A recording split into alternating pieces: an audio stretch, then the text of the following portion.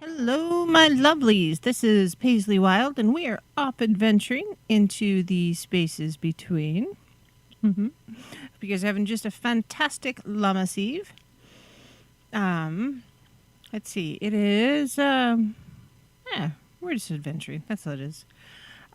We are being broadcast live tonight, of course, on Truth Frequency Radio, iHeartRadio, TuneIn, and TalkStream Live, and on YouTube. Hello, YouTube world. I hope you're having a fantabulous day.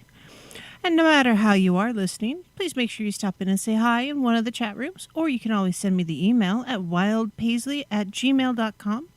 And that is WILDEPAISLEY@gmail.com. If you want to just support my radio habit, I won't say no. You can do that by doing the cash tag, and that is $TheSpacesBetween. Let's see what else. Oh, if you want to learn about me, my show, what I do, that kind of thing, let's go to the website. That's www.paisleywild.com. And as long as you are checking stuff out, check out iLife.com. iLife is the official sponsor for Truth Frequency Radio, and it combines the best non-psychoactive parts of the ayahuasca plant with high-quality CBD to help support you and all of you, and maybe a little bit more of the rest of you. Just you. The phone lines are open tonight, so that number is 213-233-3998. Or if you're across the pond in the UK, it is 44203-393-2871. And I did receive an email requesting an interpretation for some dreams. I'm working it up, and I'll be getting that email mailed out shortly. I'm really hoping by the end of the day tomorrow. It's just been a crazy weekend. Oh my goodness. Hey, Justin, I hope you were enjoying the Bigfoot extravaganza over there on the coast. I'm hoping that I can do more pagan or witch type extravaganzas this year. We'll see. We'll see. Right now, I'm trying to limit some of my activities just because the doctor has suggested, not hiking around and doing things. Apparently getting age is not for the weak or the infirm because it causes both of those things. Leo, I have never tried to cook a pork roast in an Instapot. I do have an air fryer that has a rotisserie option, and they turn out pretty fab there. Or the crock pot, or the New Wave, or the oven, or, the barbecue always works. Not everything cooks equally as well when it comes to some of the newfangled whatchamadingets that we're using in the kitchen these days. Sometimes, just go back to the barbecue. Excuse me. If I lose my voice, it's because of the smoke. If I cough, it's because of the smoke. I ran my hand across my windshield this morning, and there was a film of ash on my car. My car is normally white. It is still white, technically, but it's got a definite gray tinge. Leo is asking, what kind of activities are there for the pagan group or the pagan world? Well, a lot of times there are group get-togethers. Like, honestly, we're like any other church almost. We like potlucks.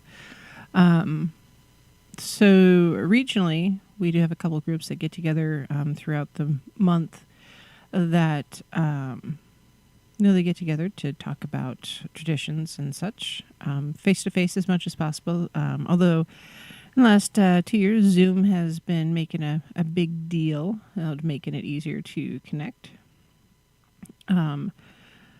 There are also sometimes classes or workshops that are available, especially if there is an author in the area. Julie's funny. Let's see. So, a lot of covens or circles have some sort of public venue or public event periodically, just in case people have questions about, what is witchcraft, what is paganism, what is it we do.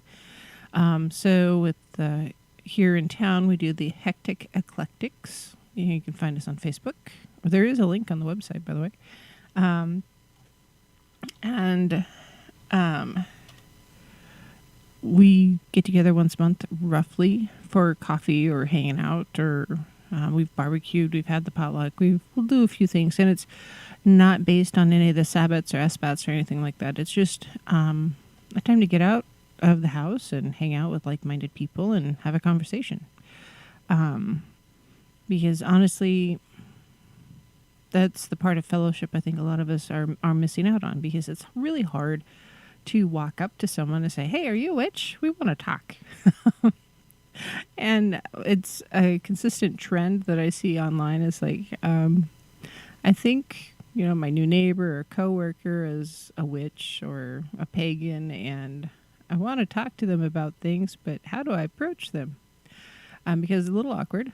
But yeah, if you see like the triple moon or something on the bumper sticker, what do you want to do? Do you leave your phone number, your email address tucked under the windshield? I mean, or is that too creepy? It's hard. It's hard to get together and meet like-minded people. So if you have a local esoteric shop, that's a really good resource. Often they will point you in the right direction. Here in the Pacific Northwest, we have Spokane Pagans and Witches. Hold on, let me just double check. It's we call it the Village Commons. Mr. Rick Chowder does a fantastic job modding the site. Pagans and basically it's SpokanePagans.com. Yeah, Spokane Pagan Village. It's a kind of a local resource for what organizations are in the area.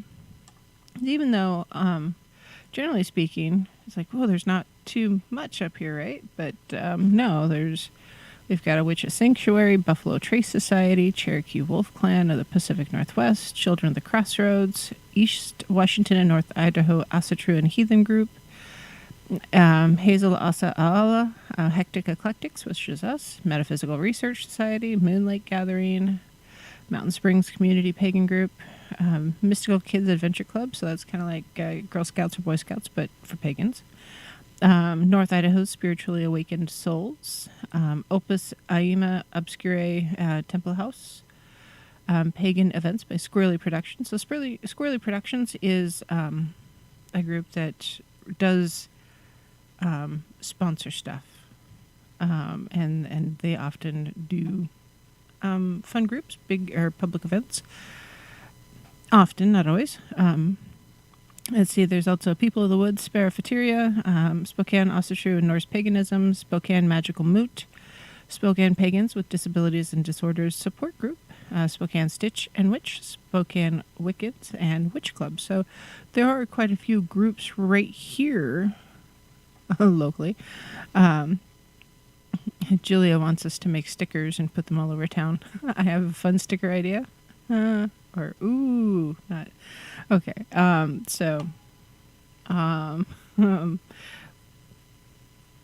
There's I have a sticker idea coming out. I'll have to share it with you next weekend-ish, just because I thought it was funny as I'll get out. It was just one of those spontaneous things. So a lot of the stuff for us locally is on Zoom, just because in the Pacific Northwest there's a lot of miles between each house. So let's see. Squirrely Productions is doing a Talking Pagan on the 1st of August, and that's through Zoom. You can get the information on by going to the SpokanePagans.com our website. Children of the Crossroads is doing a Threads of Wisdom chords. It's kind of a follower of Hecate group. So, That Witch Life is a podcast with Courtney Weber, Hillary Whitmore, and Kanani Saleo. And they're a fun group. Listen to their podcast. I'm on here as well with The Spaces Between. And then, let's see, there's Witches and Wine on YouTube. So one of our local priestesses talks about witchcraft, and they select a wine for the evening. So, that's just for here locally within like a 100-mile radius, more into Washington, but a little bit here. There are a lot of support groups and connection groups online. Natural Witches, you can find stuff there. And sometimes if you just type in your community and what's out there. So Leo's mentioned in the past that he's in Arizona. So Arizona Witches. Let's see. If you go to... there's Phoenix Area Pagans and Witches Network, meetup.com, and they have some stuff going on, apparently. They have in the past, at least. Dry River Witches Shop in Tucson. Shop is SHOPPE. So dryriverwitches.com. So yeah, you can just kind of Google locations. So say Nebraska.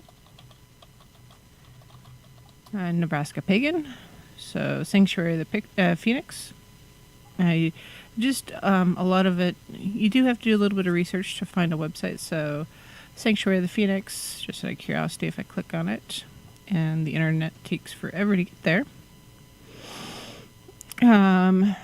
So it's an eclectic pagan sanctuary community in Coven.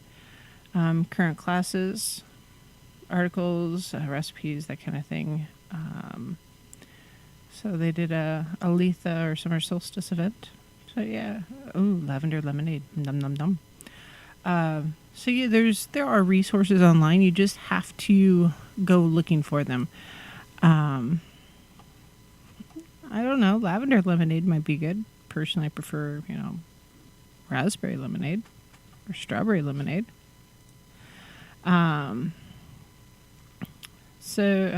Yeah, there are groups out there. It's just a matter of finding them and trying to, connect with them. A lot of times, there will be like you send an email or you fill out the questionnaire, and whoever's monitoring that will send you an email back saying, "Hi, how you doing? Who are you, and why are you trying to message us?" And there's a little bit of a meet and greet process. You might be invited to a public event before you're invited to an actual ritual of any kind, just because they want to find out who you are and make sure you're not, some weirdo. And there are a lot of weirdos, not just within paganism, but in general.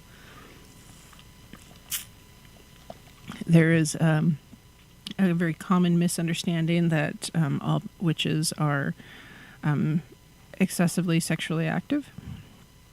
That's not the case. So some people will try to find a coven or a ritual of some sort because they think they're just going to go hook up. And that's not the way it works, guys or gals.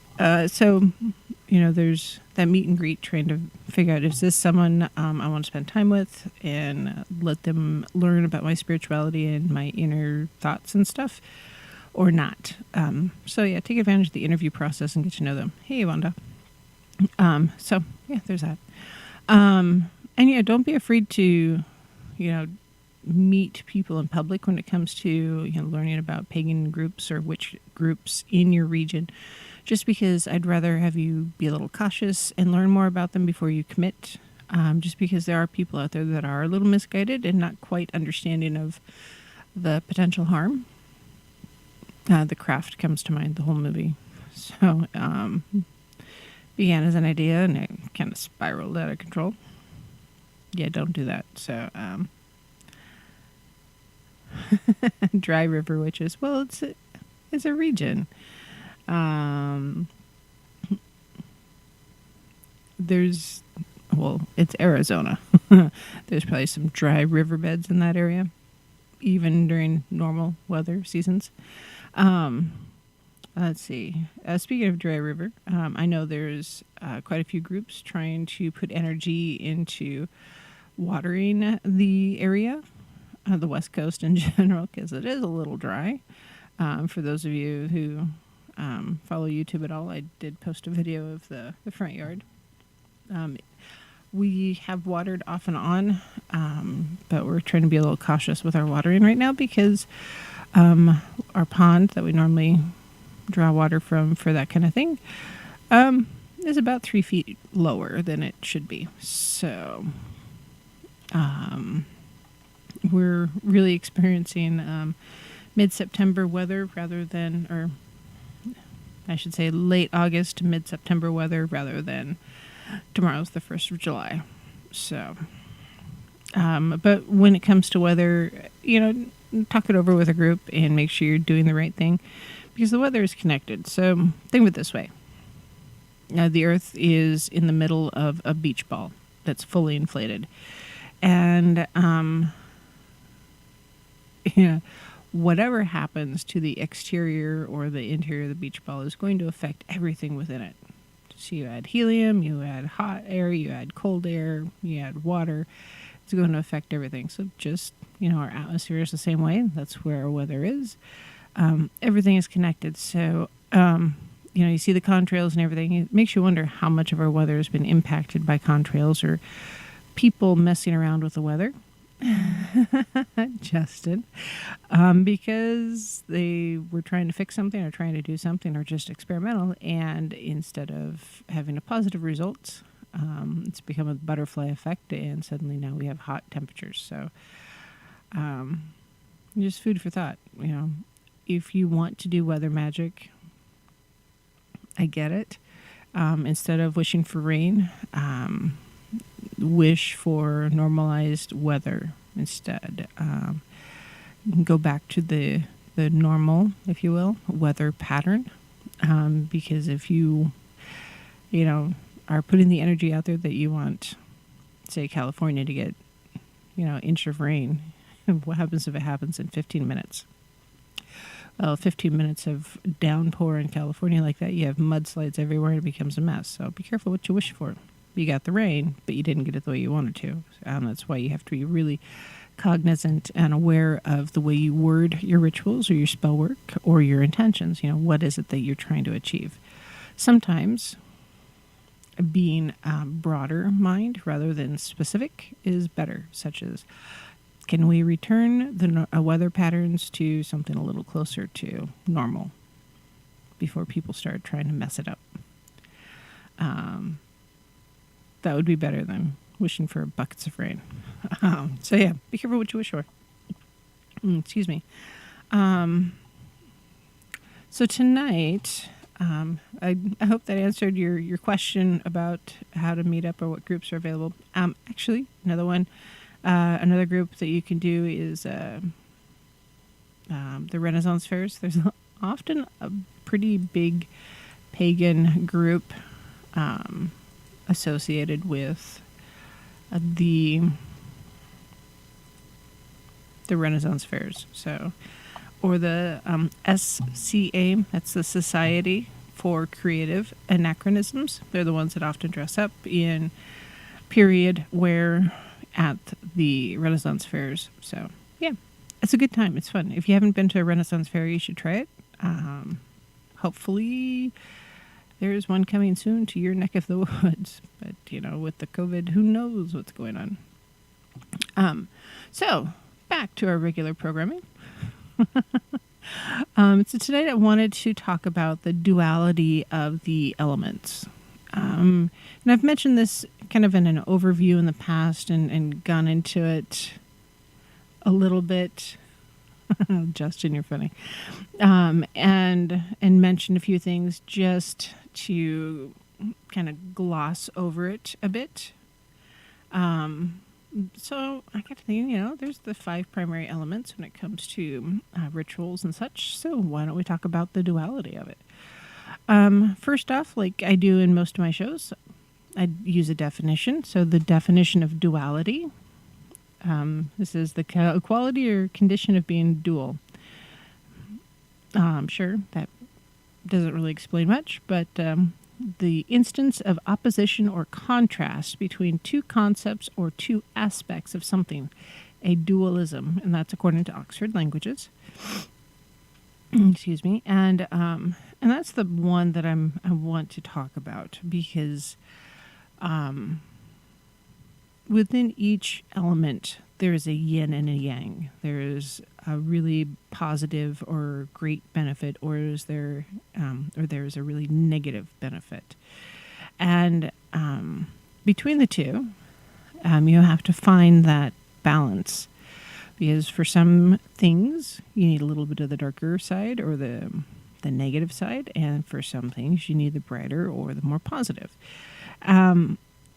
It depends on what you're trying to accomplish. Just like if you look at a pancake recipe, well, if you look at all the ingredients to make pancakes, and then you look at a recipe to make waffles, pretty similar, and then like maybe a recipe to make cookie dough. Pretty similar. There's some different things that are changing a little bit, or maybe pie crust or noodles or what have you. You know, you're looking at all these different recipes. They all call for a lot of the same things, you know, flour, sugar, water, you know, that kind of thing. And you're like, they're all very similar. But within each of those recipes is a different quantity. So sometimes you need a little more salt. Sometimes you need a little more sugar. Those are pretty opposite flavors. Or maybe sugar or lemon juice or vinegar. Maybe that'd be the better opposite.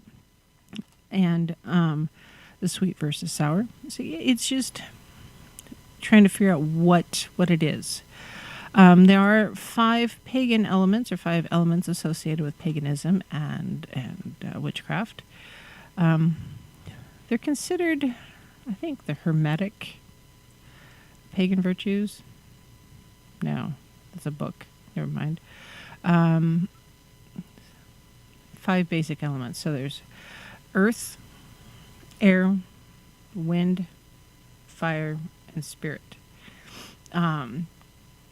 Or if you look at a star, if you're drawing a star, there's, you know, earth, air, water, fire, spirit. There's the 5 elements.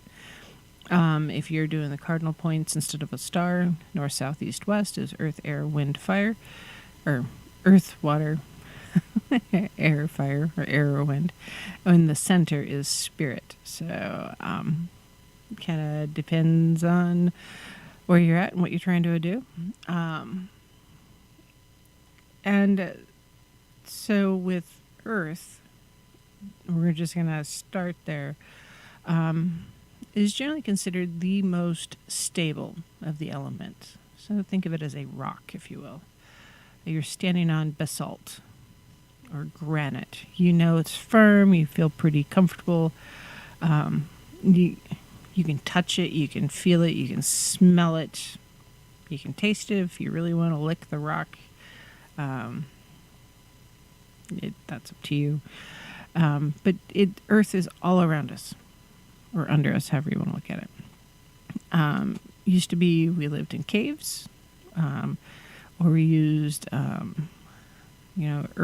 earthen structures, whether it's mud and wattle walls, or making clay bricks or cement bricks or just bricks, whatever it is. Earth is a basic building block of our society as a whole, not just within paganism and witchcraft, but as a society. So yeah, pretty solid, right? Generally associated with the north direction, across the board. It's considered a winter element if you're going to have a season associated with an element. Black, brown, green, of course, are associated with earth. And from there, I'm going to stop because it's bottom of the hour already. And before I get into the next bit about Earth and forget everything, I figured, well, now's a good time to go to break, right? It's either that or I lose my mind, which I do that anyways. And yes, our Renaissance Fair, Leo, got postponed or canceled this year, and maybe we'll have it next year, which is sad. I love the Ren fairs. Anyways, we'll be right back after this break, and we're going to talk about the elements.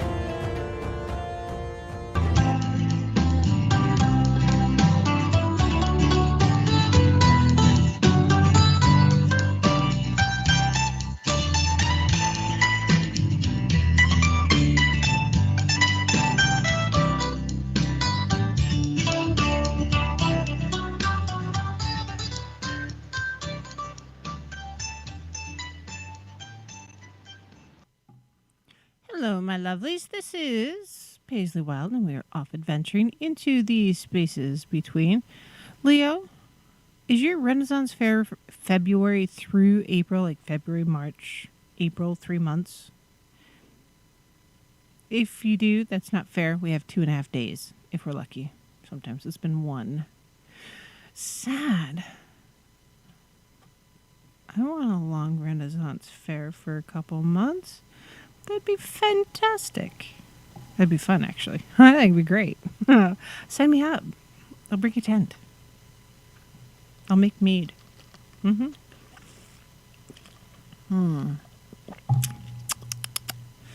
Yep, I would go. I'd be gone for the next 3 months, but yeah, I'd go. All right, so tonight we're talking about the duality of the elements. And I started off with Earth. And Earth is generally considered pretty doggone solid, right? It's terra firma, firm earth beneath our feet. Yep. Colors associated with Earth are black, brown, green. Black soil is generally considered pretty doggone fertile. Brown looks like dried out black dirt. Yeah, green growing things. So the tool associated with the pentacle with Earth is the pentacle. Blah, sorry. And if you are looking into, what critters, if you will, or entities that are part of the Earth are considered an Earth elemental, they'd be like your gnomes, your brownies, abuka. So those creatures that are associated or allied with the substance of the Earth, or the natural world and its inhabitants. So the Fae in general, although the Fae could be other bits as well. So Earth being just this firm, we think of Earth as being very firm. However, let's stop and think about, when is Earth not firm? Well, earthquakes, landslides. Now, landslides generally have water involved as well, but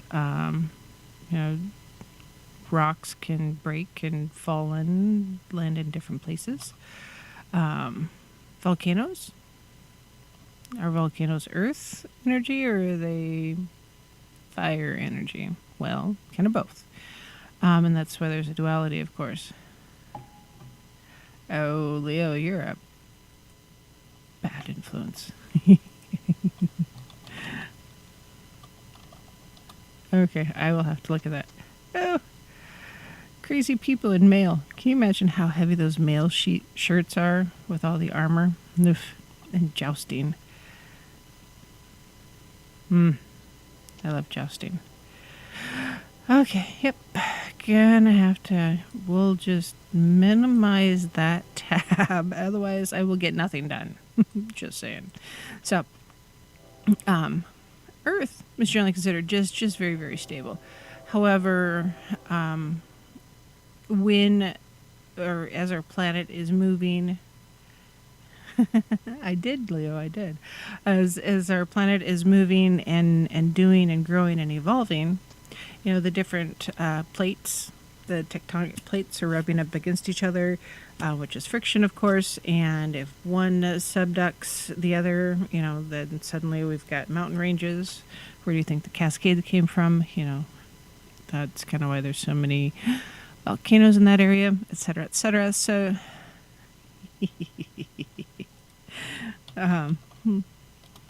I just want to go to Arizona now. And actually, Arizona in February or March doesn't sound too bad, because here in February, it's miserable. February is a good month to run away from North Idaho. Just saying.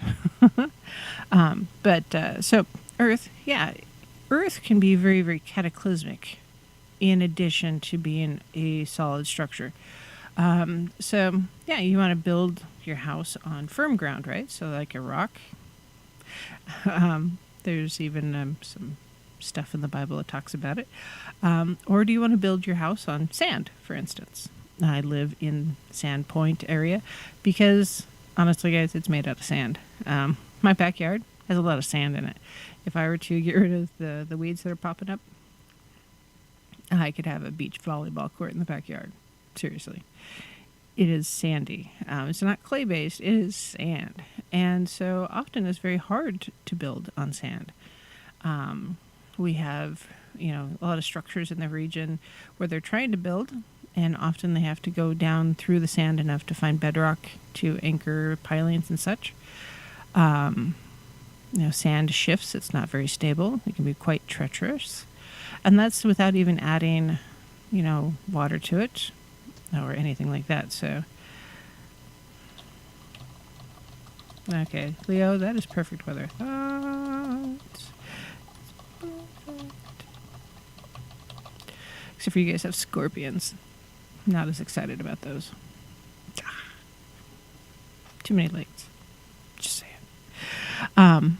So yeah, Earth, very, very, very, very protective of us. But when the Earth is, in constant motion, so even though we look at our planet as this being as basically a solid structure, even our solids here are still moving, like an iceberg, if you will, or a glacier. Looks pretty solid, but it's still moving. So is the Earth. So as the plate tectonics are moving around and stuff, things happen, earthquakes happen, rocks fall down, caves collapse, that sort of thing. So it can be very, very hazardous. So when it comes to life, though, we need the Earth. We need Earth to grow things, right?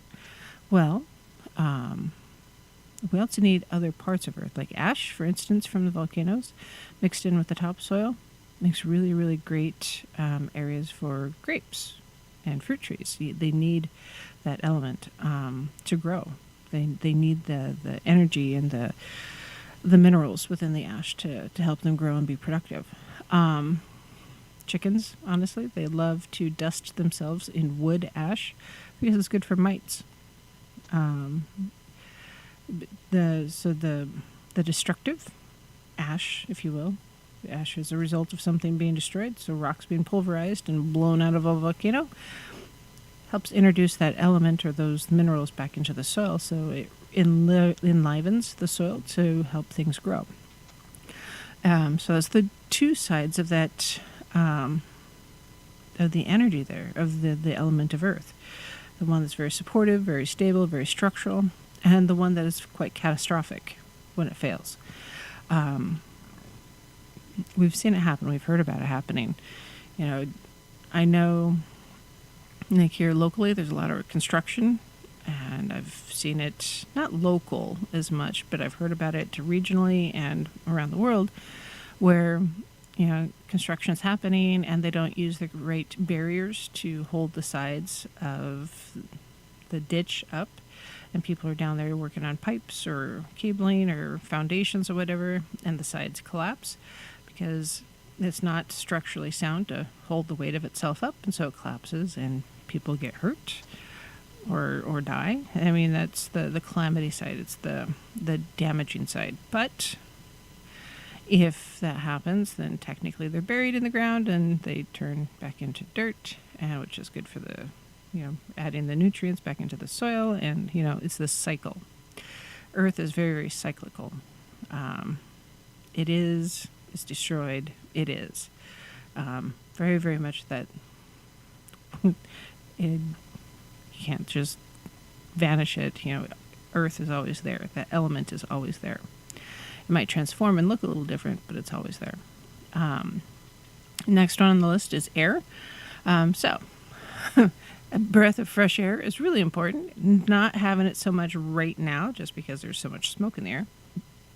Smoke being the solid particulate, not good for you. So a breath of fresh air, enlivens you or brings new energy to something.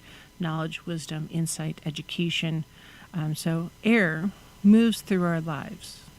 And so it brings with it an opening of mind and sight, as well as new light of dawns, and is a really great element when you're trying to attain an opening of mind or sight, or wisdom.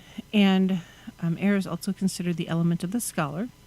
Also joy, because it does bring the rebirth of spring. So anybody who's lived anywhere where the wind blows or has storms, so like in the Midwest here in the U.S., Tornado Alley, tornadoes happen. Either you get the hurricanes or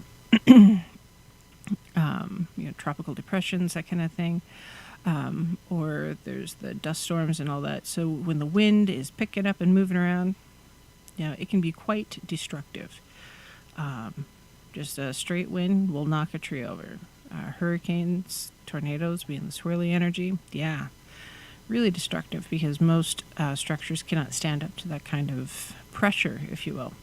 So air in that respect, or wind, will just tear things down. If you look at like the Badlands, for instance, it looks like, the stone structures have been worn down by the wind. Over time, pieces get knocked off and they fall down, they get broken up, they turn into sand, it becomes dirt instead of rock. It's the whole cycle again. And so it can be very, very destructive in that respect. On the flip side, though,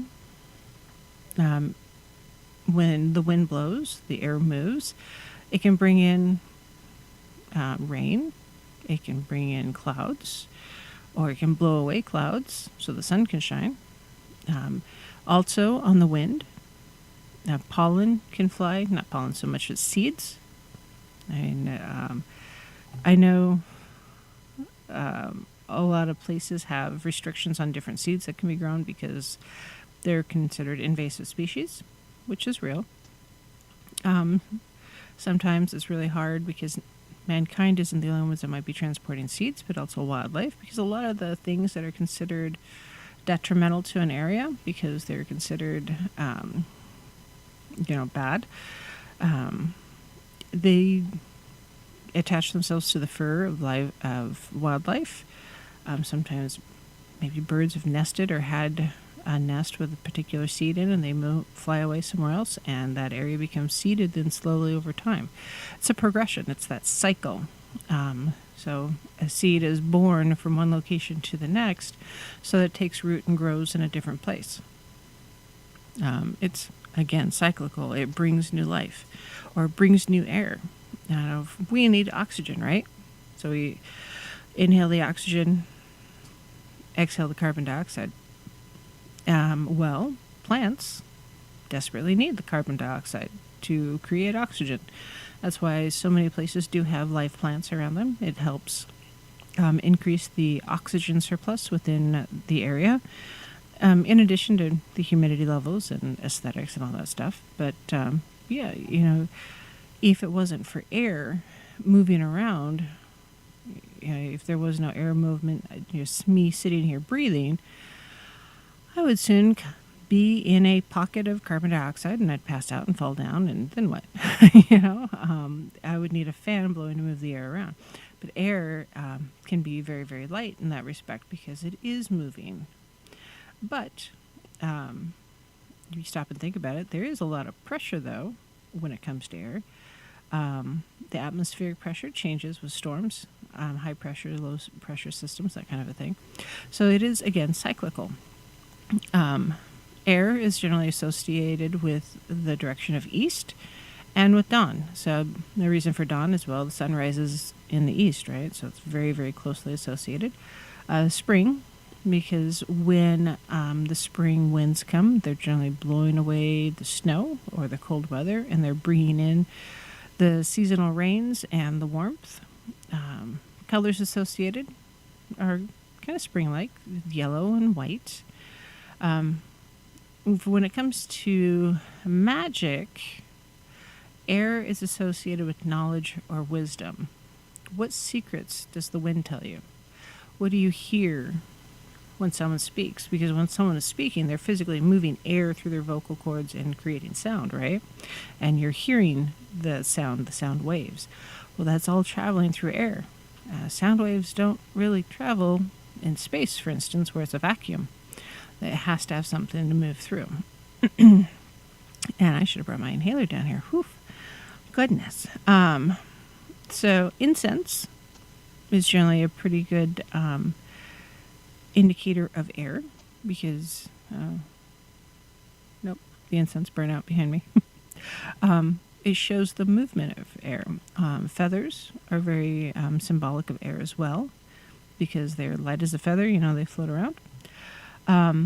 Elemental creatures or entities that are associated with air are things like sylphs that are air elementals.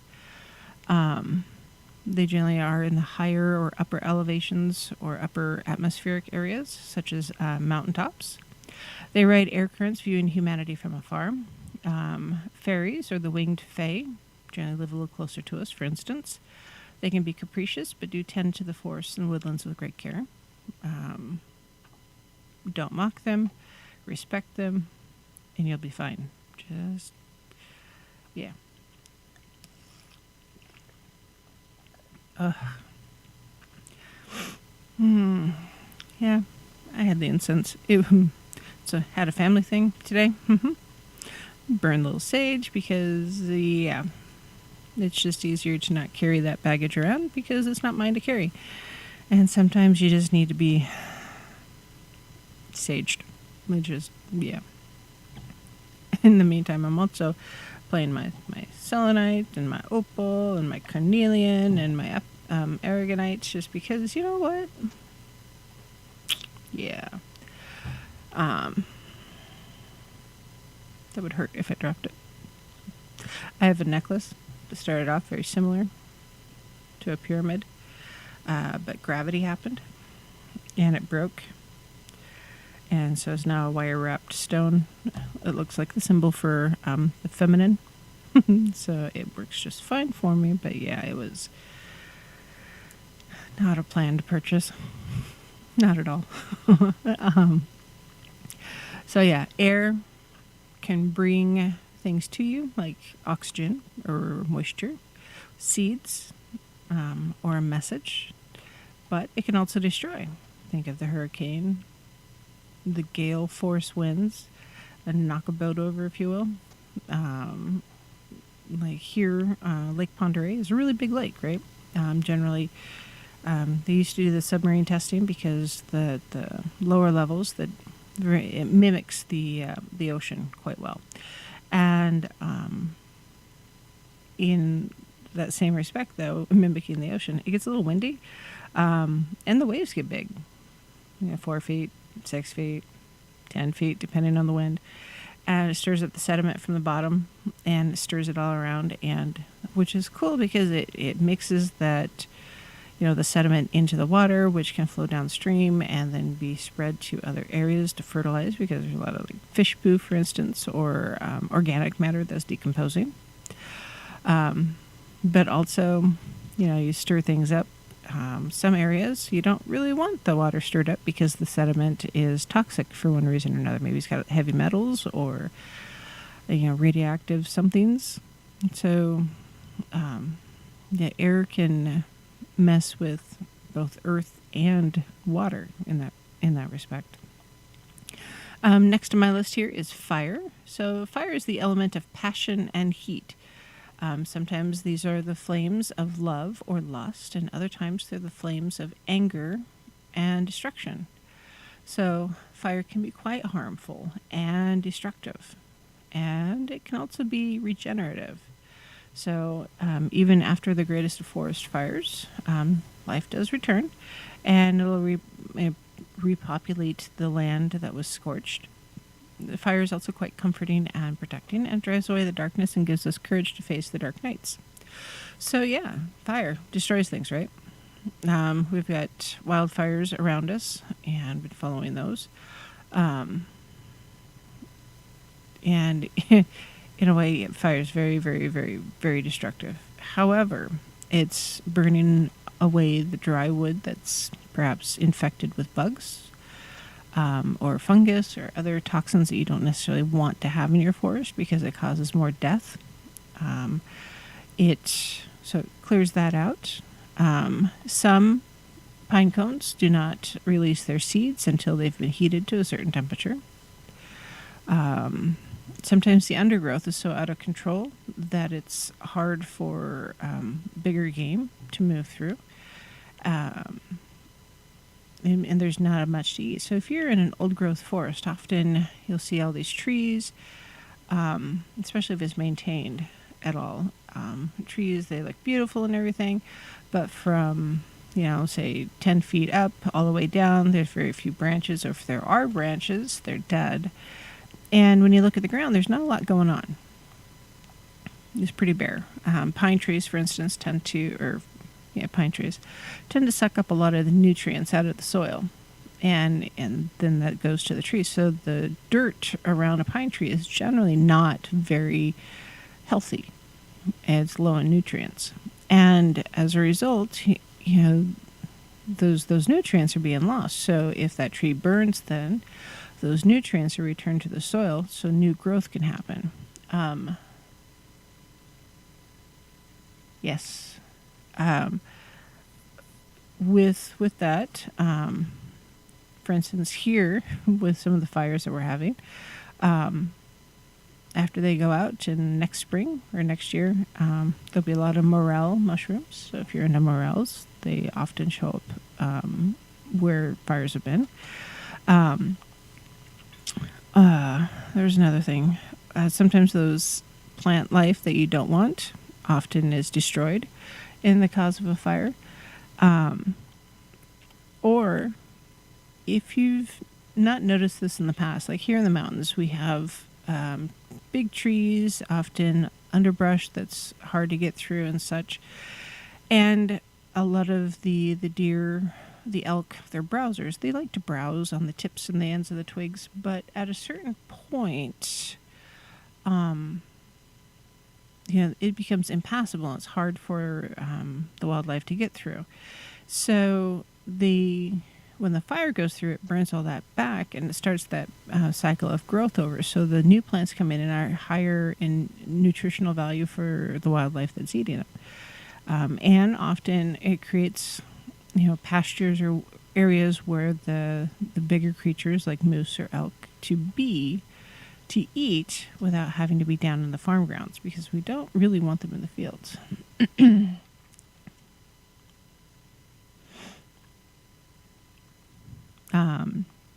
So fire is very, very destructive. It burns down your house like that. Especially if you're not paying attention. On the upside, you don't have to clean your house afterwards. You don't have to do your dishes. They're gone. Trying to look at the silver lining, because there is one. But yeah, a lot of times we do need the fire to create life, or to move forward, to create those nutrients, to put them back into the soil. Or like I mentioned earlier, wood ash. Chickens do like to dust themselves in wood ash because it's good for mites and such. There is a process where you burn wood and then you sand it down and such, and the act of burning the wood turns it into water resistant. Smoke from fire, once upon a time, was used to turn leather into a water resistant material so that it would protect the wearer from being soaked or drenched through. So yeah, there's many, many benefits to fire, not just the destructive ones, but the beneficial ones. I think of it, most of our cars today are, they require ignition. They're a fire burning engine. The gasoline is injected into the cylinder, mixed with some air. It's compressed, it's lit, it explodes in a chain reaction. It happens over and over again, but it's a combustion engine, and it's necessary for vehicles to move. Before the modern engine, steam engines moved things. How do you make steam? Well, you heat something up with fire to create the steam. We bake things. We have to, heat things up to a certain temperature so that it's safe for us to eat. Fire has been very, very beneficial for us in that respect, because there's a lot of things that we wouldn't normally be able to eat because they're either toxic to us, or they're more likely to carry harmful bacteria or bugs or something to make us sick, or it's just another way to prepare the meal, but also provides us warmth and comfort and protection. There's a lot of critters out there who avoid fire because they're scared of it, because they know it burns them. And so fire is very, very protective also, not just regenerative. And so is it sucky we have so many fires right now? Yes, 100%, absolutely. It's not anything I'd want. I'm putting my energy out there for us to return to a normalized weather pattern, blah, blah, blah, blah, rather than what we have. So that's where my focus is.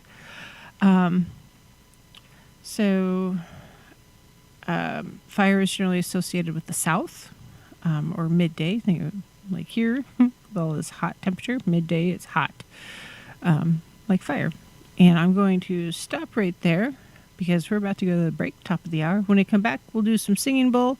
Check out the website, paisleywild.com or ialife.com. order a book. Leo, it's on its way. And yeah, I think that's it. Yeah. Give me a call if you want. We'll be right back.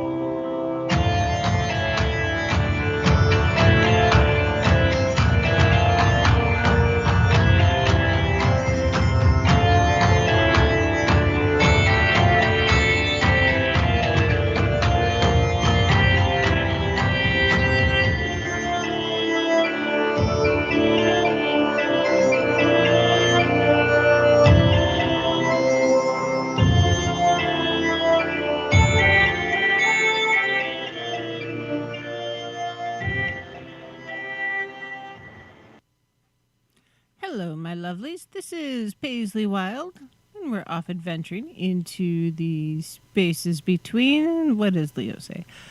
Oh, So Leo says the gem show's right at the end of the Ren Fair, so sometimes they overlap. Just saying. Well, that sounds like the perfect week to go. Two for the price of one. Yeah. Adventures. All right. Singing bowl. Putting the intention out there. Okay, so my intention tonight with the singing bowl is a returning to, some sort of normalized form of weather, letting the rain fall where it needs to fall, and the fires to be controlled a little bit better and put out. And if someone's stopping them or starting them, they need to learn that's bad. Very, very bad.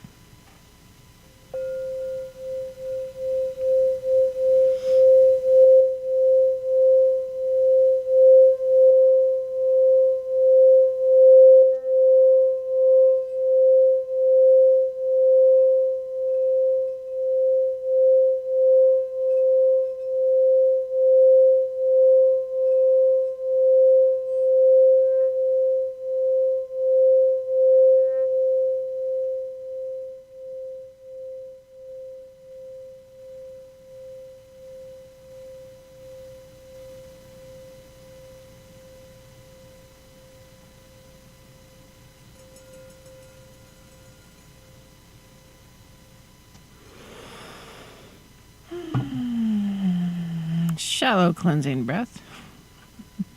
Since it's so smoky here. Yeah, the moon is orange. It's blood red when it comes up. It's blood red when it sets. It's orange for most of the night. The sun is orange and more of a fiery orange, if you will. I guess that's not really a very, very good descriptor, is it? But yeah, it's pretty major. The first night that the moon came up so red, Mini Me was quite worried that something bad was going to happen because the moon was such a red color.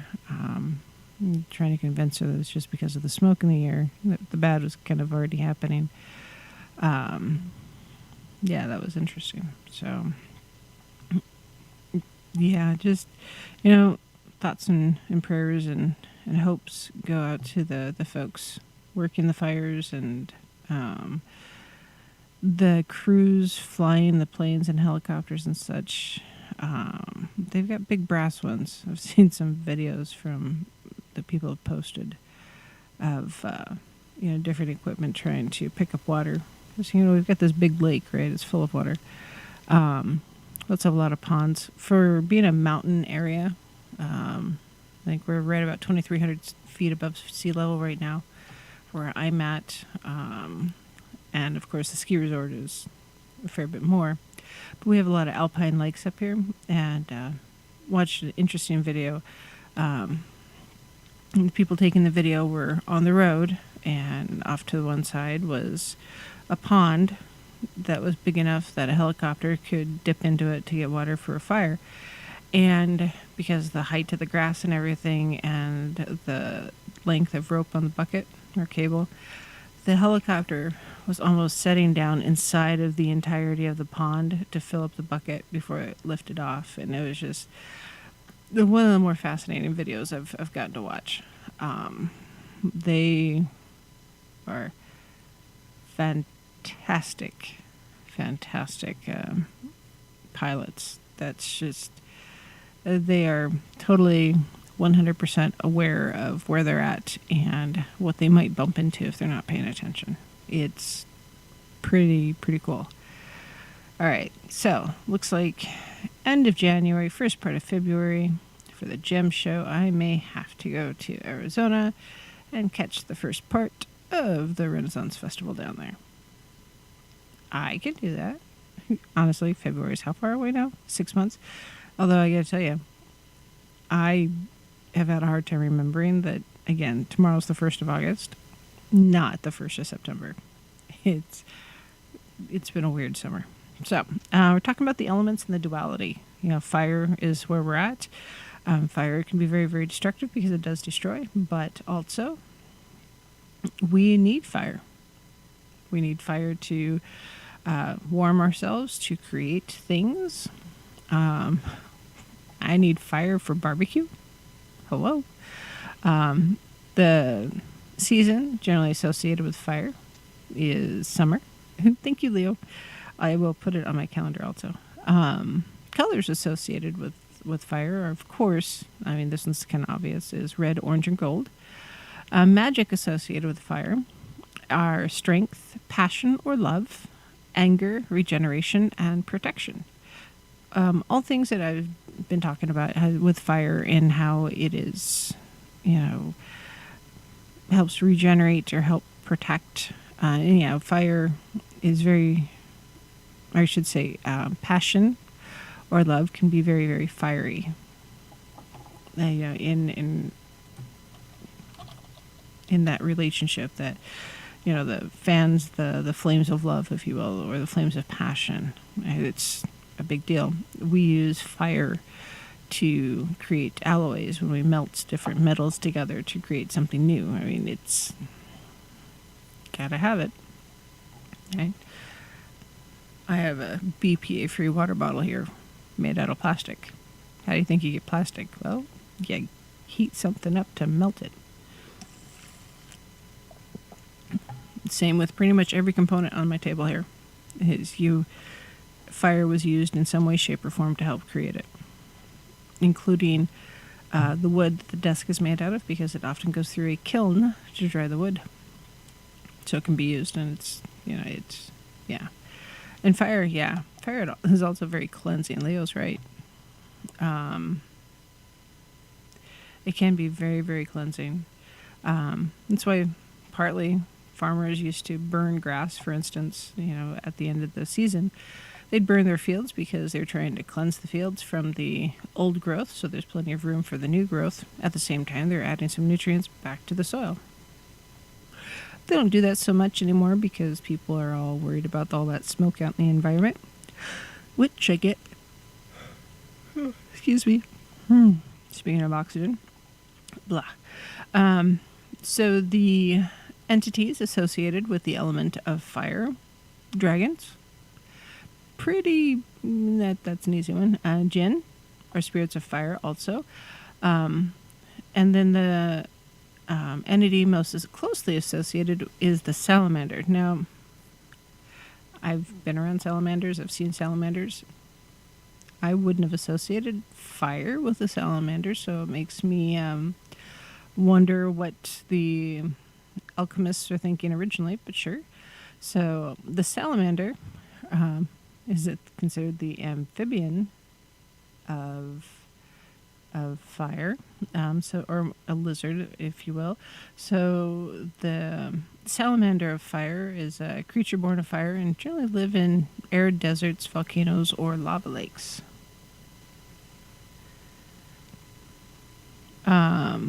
So, I mean, those are all obvious places where you might find fire. And, yeah. The next one on my list here is water. So, water has the duality of nature, yes, but it's even more complicated than that because it has three complete forms, liquid, gas, and solid.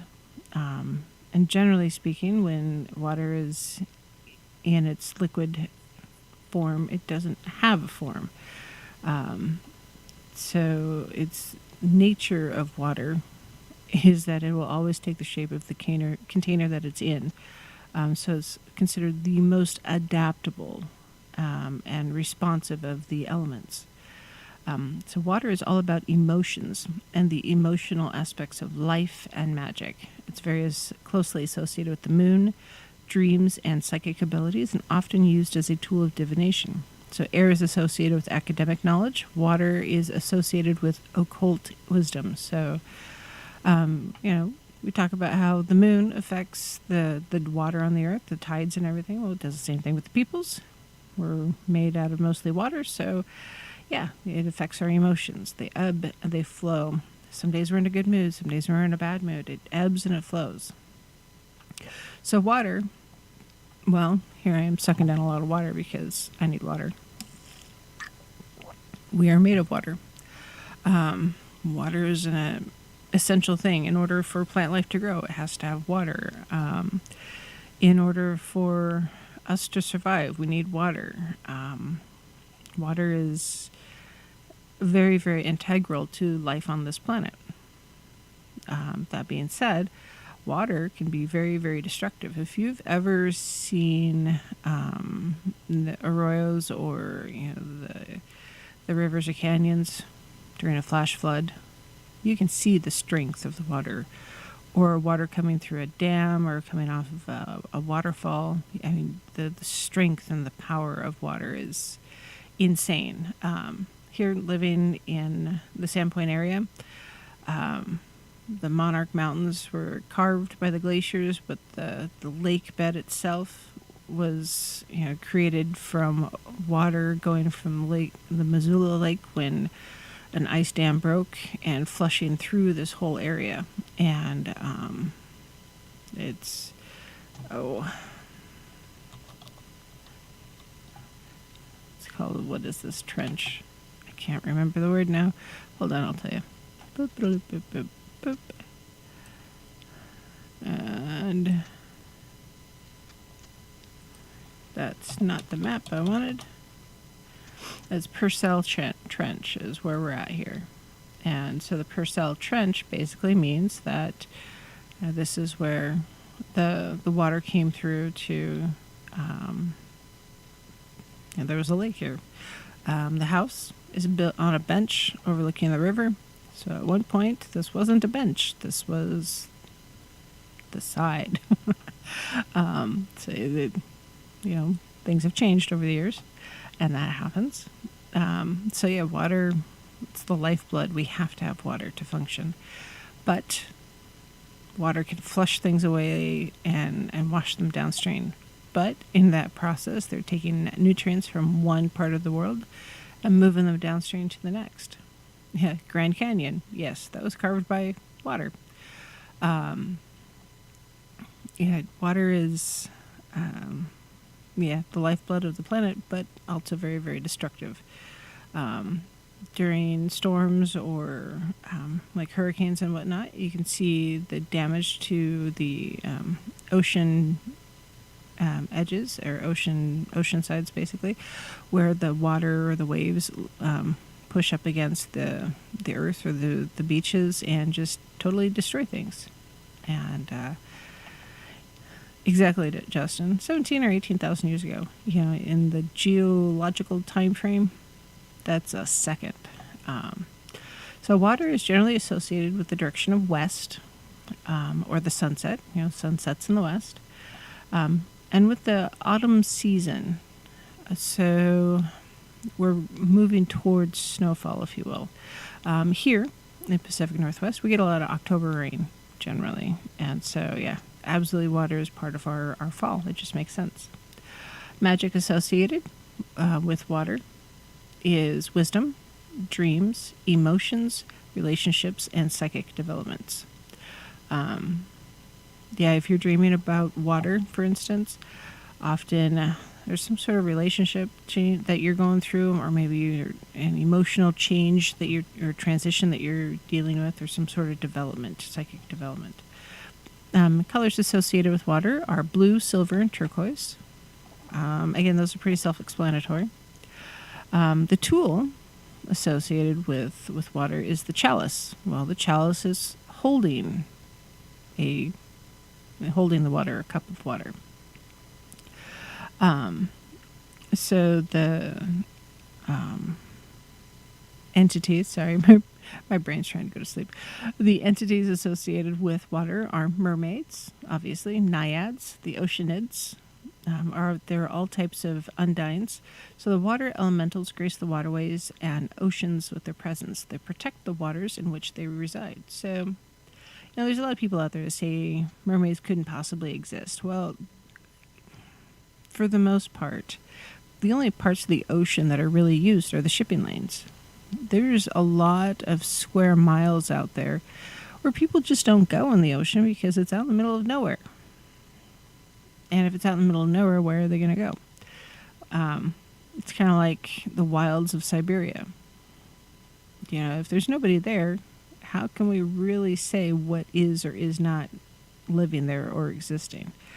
Can't help but wonder if that's not where the Kraken ended up, is in one of those little out-of-the-way spots where nobody was paying attention. It makes sense to me, because you can't be looking all the time. And it's not like they're shallow spots in the ocean. A lot of them are pretty doggone deep. I've been trying to convince Drama to come up here and say hi. She's currently rolling around on the rug. I think she found some catnip. Just judging by the slightly glazed look on her face. Yes, I have a strange cat. So, water. Very, very essential to life. So if you're stranded somewhere, and you don't have water, you don't have anything to eat, you're exposed to the elements, what are you going to do? Well, unless it's sub-zero, you're probably going to die from dehydration before you die from not having enough food or not having a safe place to be. So it's really, really important to have that water.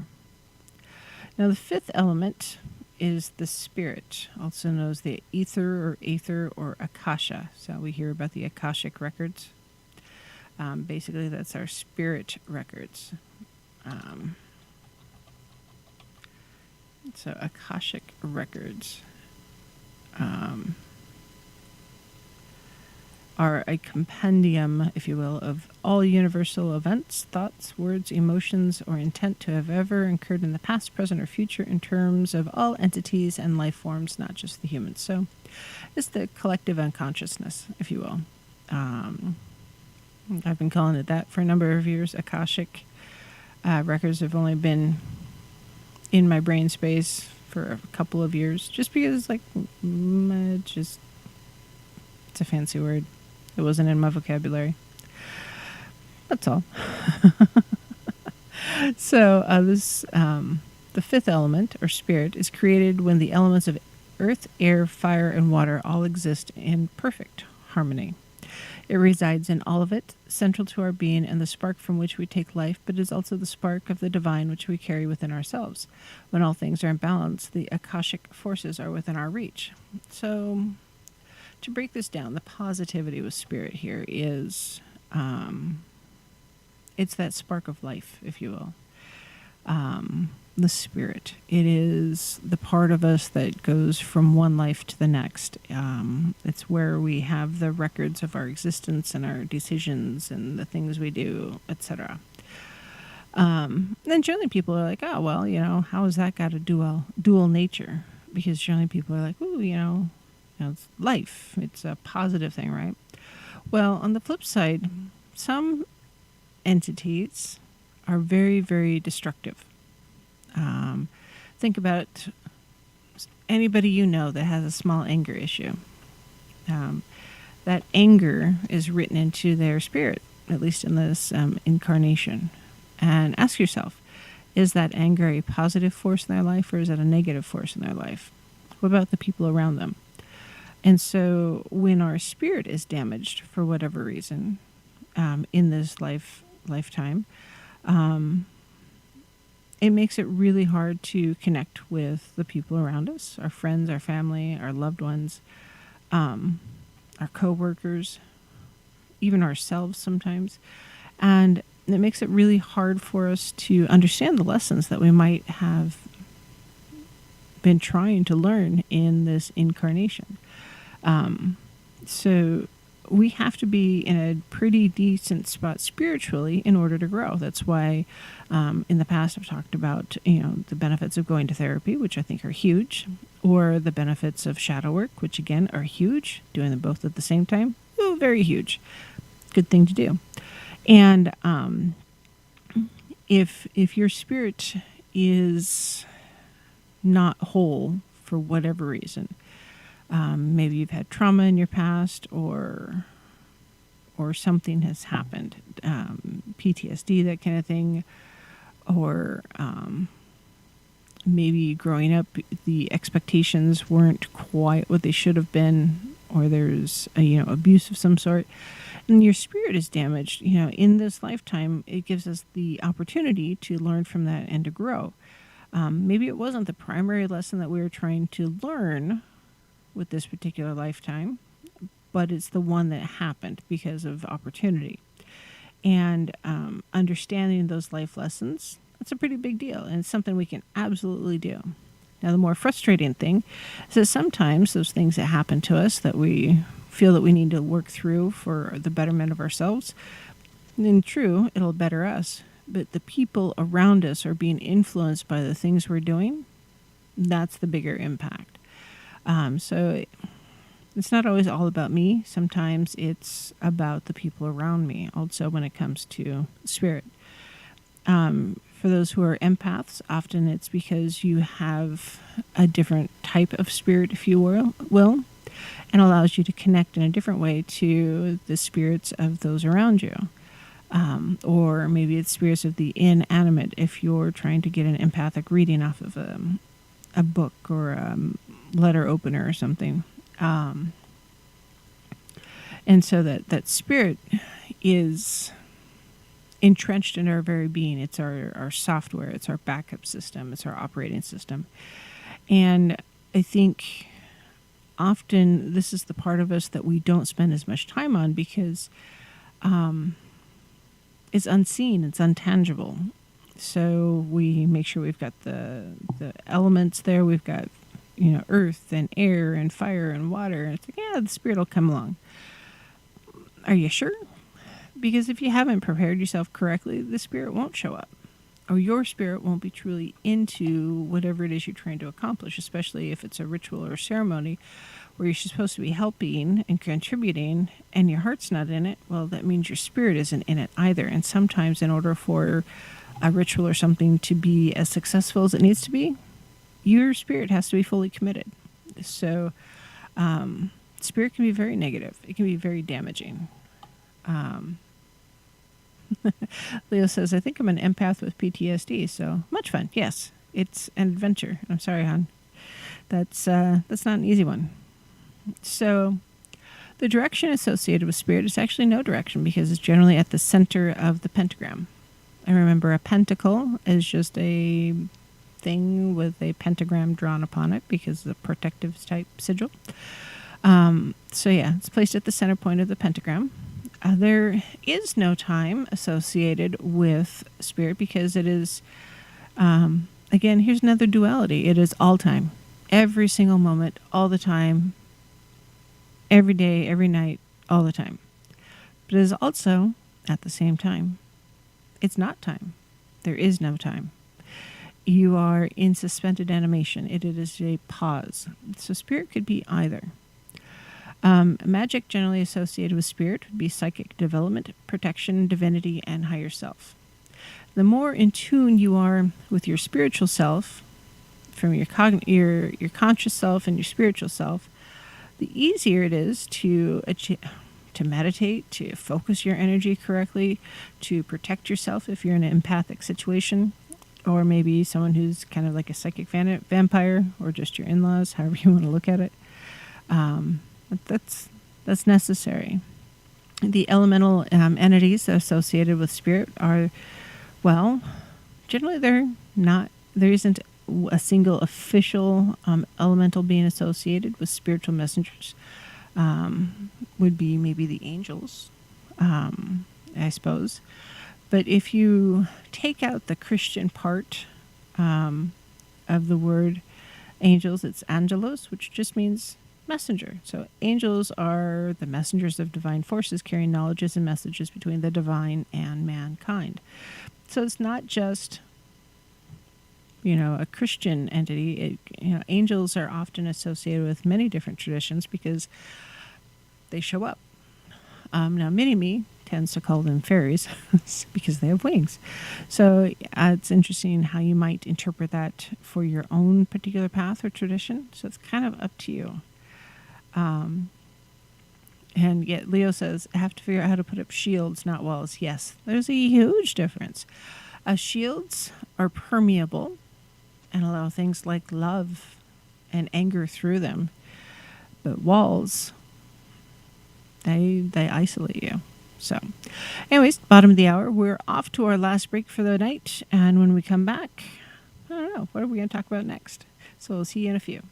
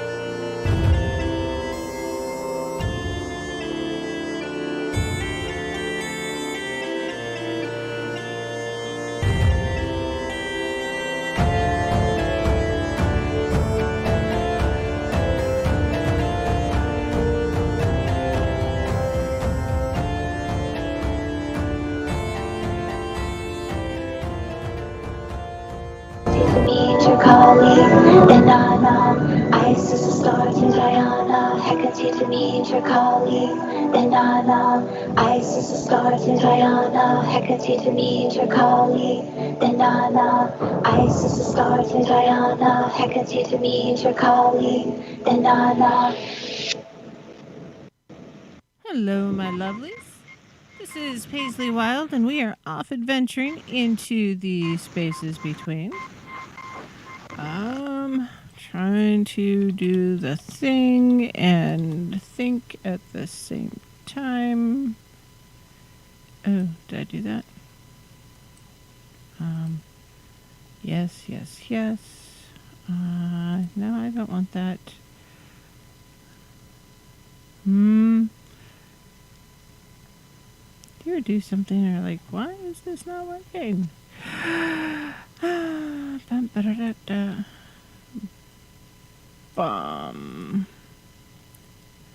That's why. Huh. So,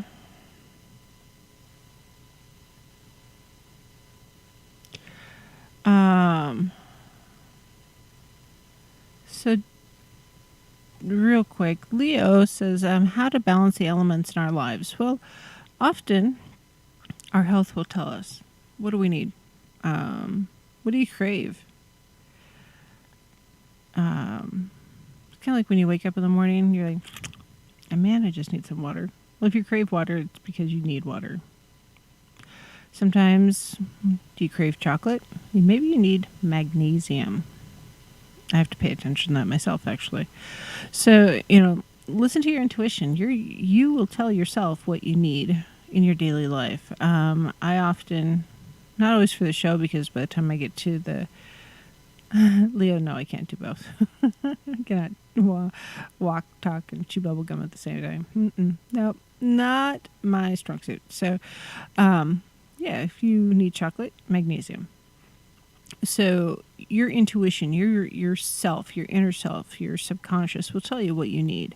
But we don't see it right now. But generally, I wear a lot of rings and bracelets, necklaces, just a wide variety of jewelry at any given point.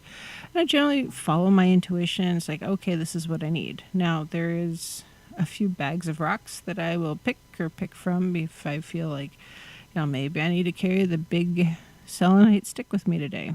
This is not Dawn's BS cutter. It's just my bully stick of selenite.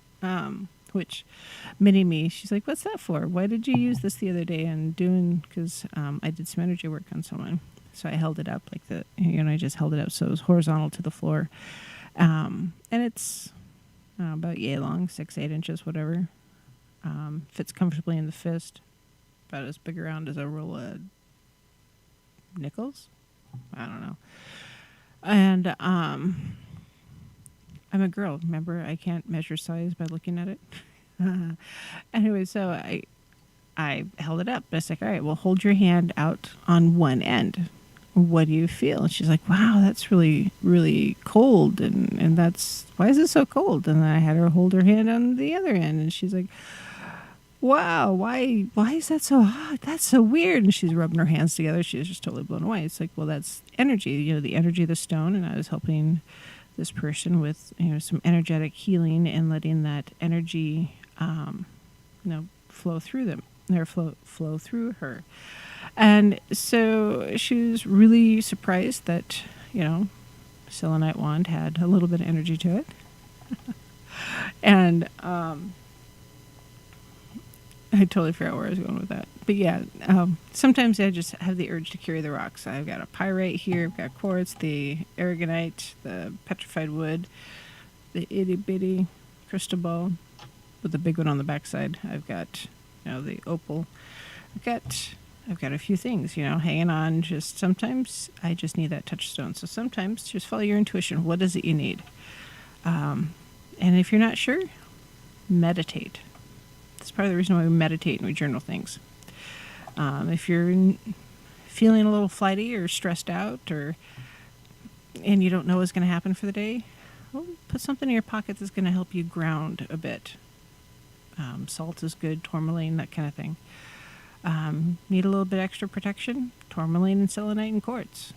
There's all sorts of different things. Different stones have different energetic signatures to help you do the things that you need to do.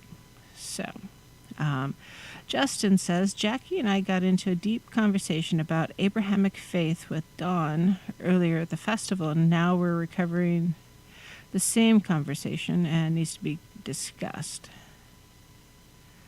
So, yeah, if you bumped into Don at the Bigfoot Festival and you got to talking about the Abrahamic faiths, yeah, he's someone who's got a lot of information. The amount of random factoids floating around in Don's head at any given time kind of baffle me. I thought my brain was full of stuff. Uh-oh. I'm excited. Thank you, Justin. I can't wait. When Don brings me surprises, they're awesome. Kind of like crystal ball over the shoulder. Didn't expect that one, but that was fantastic. Yeah. So,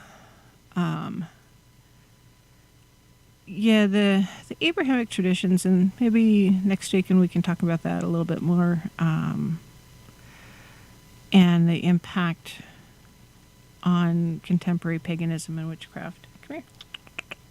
Come here. Come on, drama. Just because, sometimes we do need to have that conversation. Come on. Ow. Not your toenails. Oof. Kitty cat. Trying to get her up here, but no, she just wants to meow at me and purr and flop over.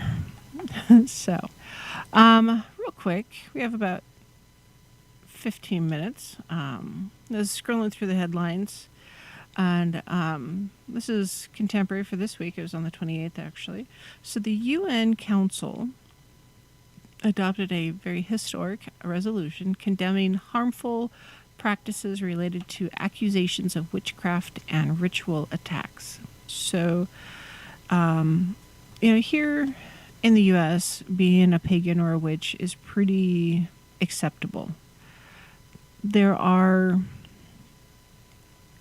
some areas or some peoples that are less willing to accept, that paganism is a real thing and witchcraft is a real thing, and just let us be, you do you, boo, for crying out loud. So, other countries, however, around the world, are not as willing to accept witchcraft. Yeah, I know, it's a pretty big deal, right, Leo?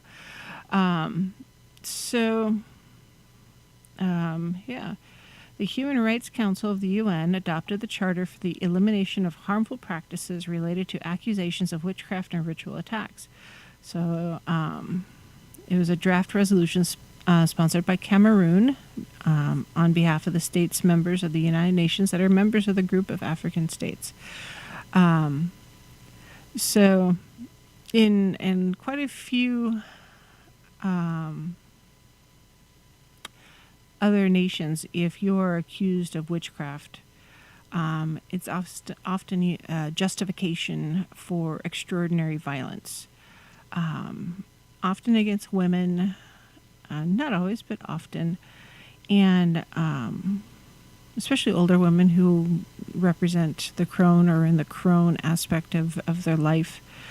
And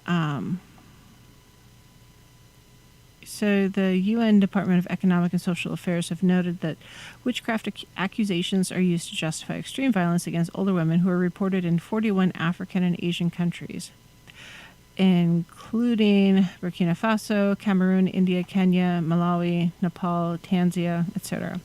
Older widows are often those at most risk.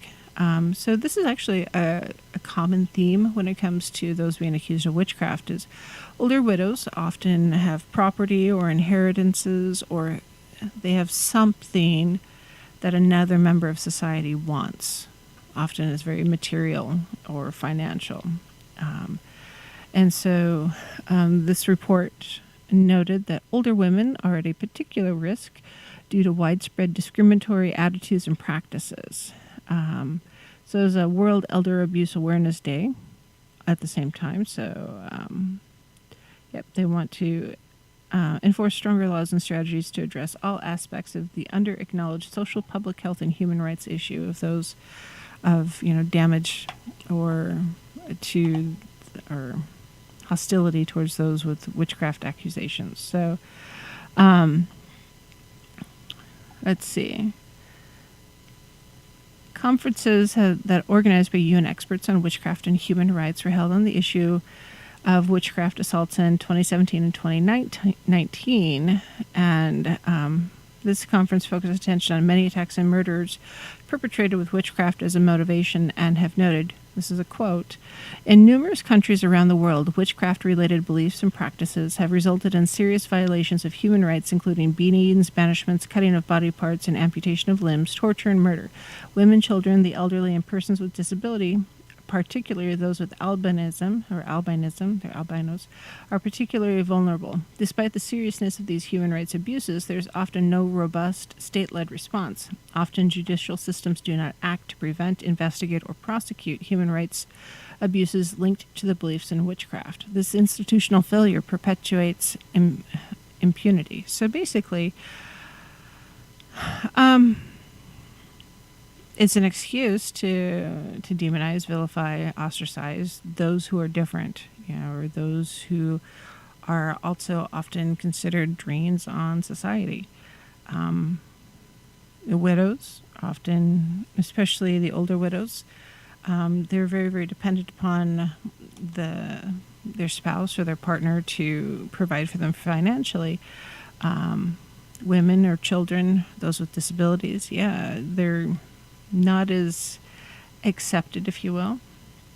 It says draft 47, or draft or resolution 47. So, I'm not going to read it all, but it's a really big deal.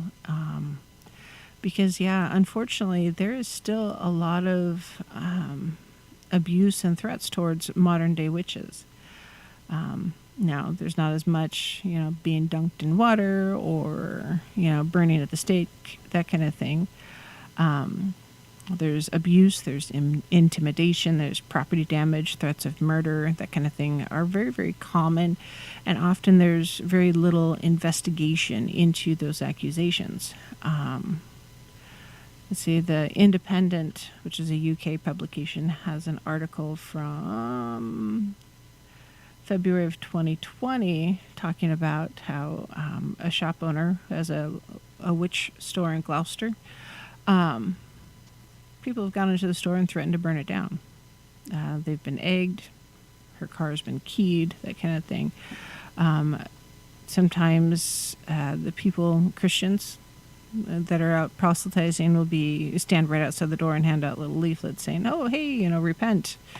They're worshiping Satan, even though they're not. It's not black magic. It's not cursing people. Magic is energy. Energy is magic, remember? Oh, hi, Drama. She finally came up to visit. Sort of. Sometimes those who just see ghosts or spirits or have a very, very high intuition have problems just because they're not as acceptable in their family life because it's still kind of controversial, which to me is weird. They should be accepted, but I get it. Witchcraft has been around for a while, pre-Christian Europe, that kind of thing. And, even I remember back in the 80s, if you said you were psychic, people were like, you read tea leaves and you were kind of, you're tolerated, kind of like a sideshow, but then you were laughed at and people found it amusing and such, rather than being a true, psychic is something that you are. The 90s was a little better, the aughts a little bit better, and now the teens even a little more, and now in the 20s, it is finally more acceptable to be a witch than it was 100 years ago. Leo says, I have to say I'm so tired of how the world is at this point. It has turned into a place I don't even recognize. What's happened? It's sad that this resolution had to be done. Yeah, it is sad, but there's a lot of religions out there that demonize and vilify witchcraft. And so anybody who does anything outside of that which is societally acceptable is often labeled as witchcraft. Or if there's someone wanting to, take something from someone else and they don't want to do it honestly, those criminals, unfortunately, are everywhere. So,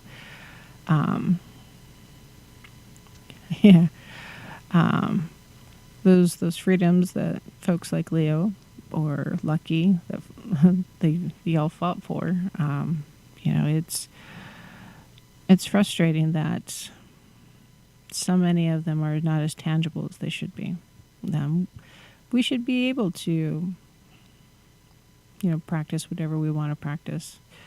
I understand, ritualistic, murder is not such a good thing, but, there's other ways to find a sacrifice without, killing the innocent. Generally. It is frustrating to me to see people and the way people are behaving in the world, and that in our society today, we do have to put a resolution like the one the UN just did. Basic human rights, right? So I had to go through McDonald's today. I'm not really a McDonald's person just because I can't eat the food, right? But I was in a hurry. Mini me needed something. And so here I am in line getting ready to order. And the car in front of me, there's two cars in front of me. Suddenly it looks like there's something being dumped out on the ground. And I get to looking a little closer and I see there's 2 feet. And oh my stars, this person from out of state opened up the passenger side door in the drive-through lane at McDonald's and weed all over the pavement. Now, granted, his manly bits were pointed in towards the car, so they weren't being shown off. But it's like, dude, you've been in line. You could have gone into the store instead of sitting in line, and you could have just used the bathroom like a normal person. But no, you had to pee on the pavement. It was just so tacky and crude, and that just, it really bothered me to see that. And I made a comment to the cashier, of course. It's like, hey, at some point you guys might want to go out and hose that down because it's going to stink. And she's like, oh, well, we don't have enough staff. We'll have to wait until, the end of the day or first thing in the morning. It's like, well, whatever you do, but just, you might want to rinse that off. It's, when did that become socially acceptable to, the fast food lane to get out and just pee on the ground in front of everybody? The horrified people around, there's a couple of other drivers who were like, oh my goodness. And one lady said something I wasn't close enough to, or else I would have. But yeah, that human decency seems to be breaking down. It's not as normal to be considered decent for some reason, and I just don't understand it. So, it's kind of a negative note to end on. Granted, we've got a few minutes yet. I need to get a whole series of dad jokes to end the show on once in a while. Because that'd be funny. It just would. Sorry.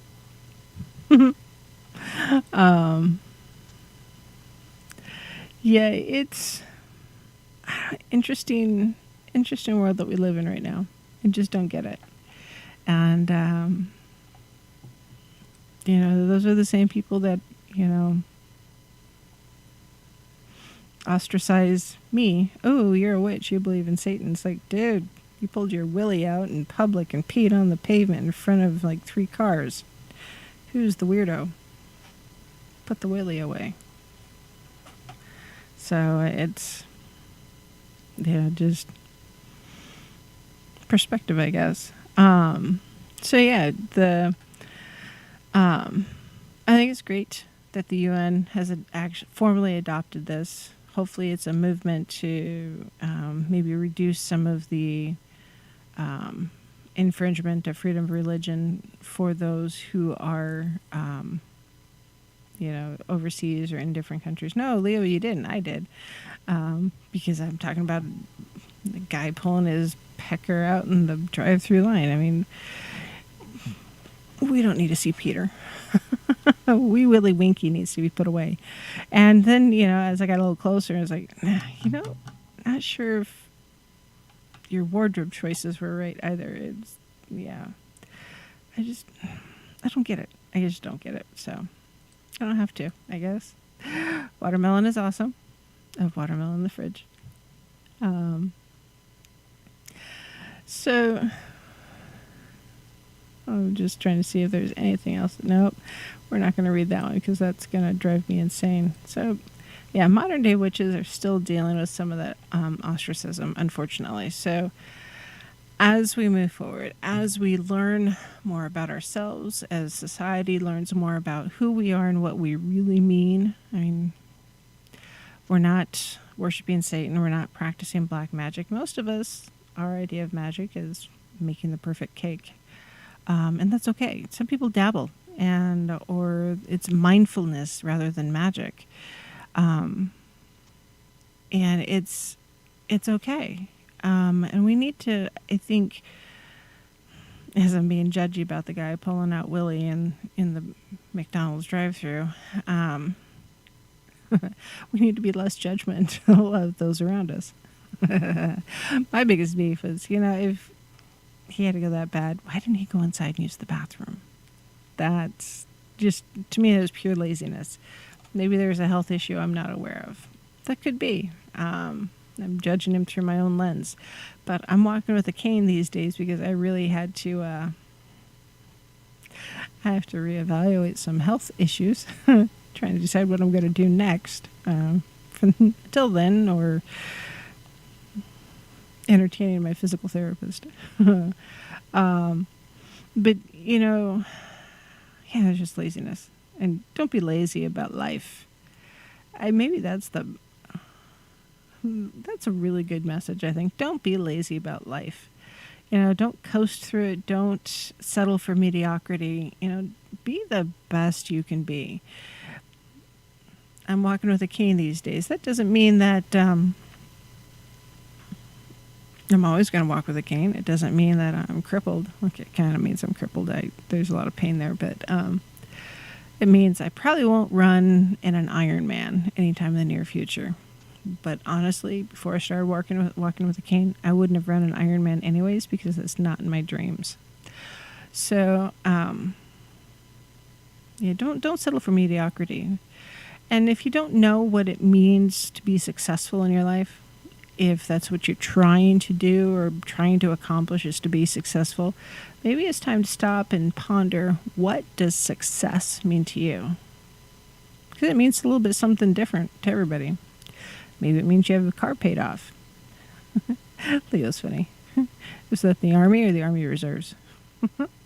Or maybe it's all your bills are paid on time. Maybe it's having a new car. What does success mean to you? What is your definition of success?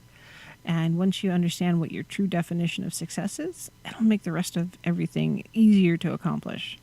Because you'll know what your goal is, what you're trying to accomplish or trying to achieve. So as you're on your spiritual journey, your pagan journey, your witchcraft journey,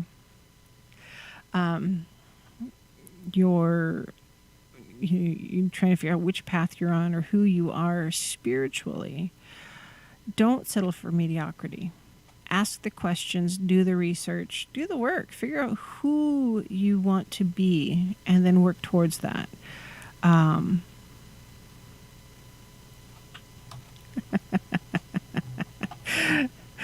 Apparently, Justin had too much sake. And if you do see or around people who are judging you for being a pagan, well, be a duck, let it roll off your back, or say, hey, your attitude isn't appropriate for this environment. Why are you judging me? It's amazing the number of people who don't expect to be called for their bad behavior when they're doing it in public. I just baffles me. So, here it is. We're done, basically. Can you believe that? Just this weekend, on the one hand, kind of flew by. On the other hand, I've wanted a nap for like 3 days now. But I go and do, and suddenly it's like, oh, that nap is just kind of, hopefully it shows up soon. Naps are wasted on the young. Try to hang on to them as much as possible. Tahini. Love tahini. Yeah. So Justin says success to us means a peaceful living and comfort. Yeah. Yeah. Being at peace with self. That's a big one, I think. Yep. Absolutely. You know, remember, people are judging themselves already by their own internal filter. We don't have to judge them too. Generally. Anyways, that's it for tonight. So thanks for joining. Remember, everything in life is very dual natured. You could be happy or sad. What are you going to pick? So this is Paisley Wild. This has been The Spaces Between. Merry meet and merry part. And merry meet again. I'll see you next time.